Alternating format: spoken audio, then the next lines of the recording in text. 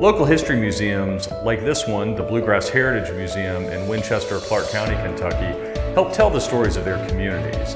And part of that storytelling involves explaining and interpreting the history of important businesses in those communities like Ale-8-One. Well, first, thanks for having us here at Ale-8-One. Sure. And notice coming in, they're the original crocks that were used. And so you guys are obviously very tied into the history of Ale-8-One. How do you all use history and the heritage of the company as a way to market the product? The first thing I did really was double down on Kentucky. We have a picture of Kentucky on the package now. We highlight the 1926 roots, and we have Kentucky Proud on all of our packaging. So as a native Kentuckian and as president of Ale-8-One, how do you feel like you use history on a daily basis? The biggest thing that it does for me running it day to day is helps me take the long view, which I think just enables you to make better decisions so that we will be around in another 100 years. And not a lot of people have the privilege of being able to take that perspective. We have employees who are second generation employees. A big responsibility is making sure that these are good jobs, that they're safe jobs, that people have a living wage.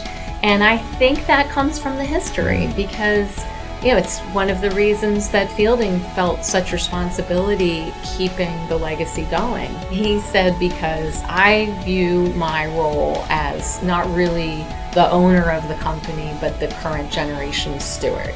So if that isn't grounded in history, that's about as grounded in history as a business can be. So now you are a fourth generation member of the family to run the company, correct? That's right. So what does that legacy, the family legacy, mean to you as you run the business? Well, it's kind of in my blood. I think my first day here, I was 5 days old or something. And then I've worked here my entire professional career. I worked here in the summers in college.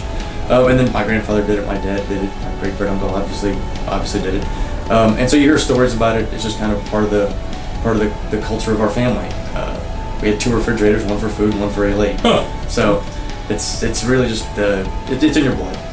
I noticed on the vision statement for the company, it's our history is inspiration for the future. We like to tell our story. So yes, we're a soda from the 20s.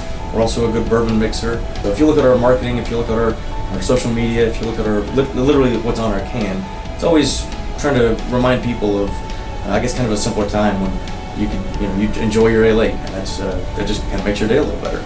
So thinking of Kentucky as a whole, you're an iconic Kentucky product.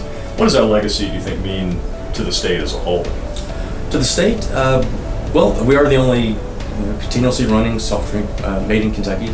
We take a lot of pride in that, and we're trying to expand that beyond the state. If you've got a really old company and you've got a lot of history, you've probably learned, or through kind of institutional knowledge, you know what works, you know what doesn't work, you made some mistakes, you know not to repeat them.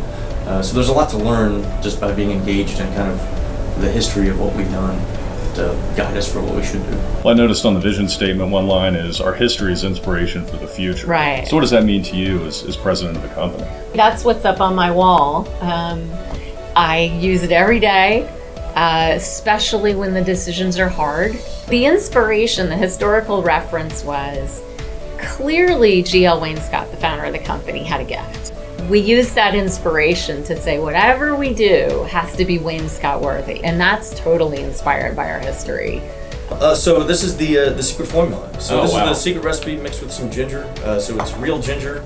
That's the stuff that I mix up, the secret recipe. That is the core of what makes Ale-8 taste different than anything else. So what's it like, though, knowing you're the fourth generation, to have this legacy and be responsible for this legacy and, sort of with your hands actually mix this up? We take a lot of pride in it, and, there's a lot of responsibility. You want to make sure you're making the right decisions, so, you think everything through, and it's the right amount of pressure because you want to do what's right, and but you get a good team around you, and it makes it easy. And you were about to tell us the secret formula, right? Is that correct? You were going to...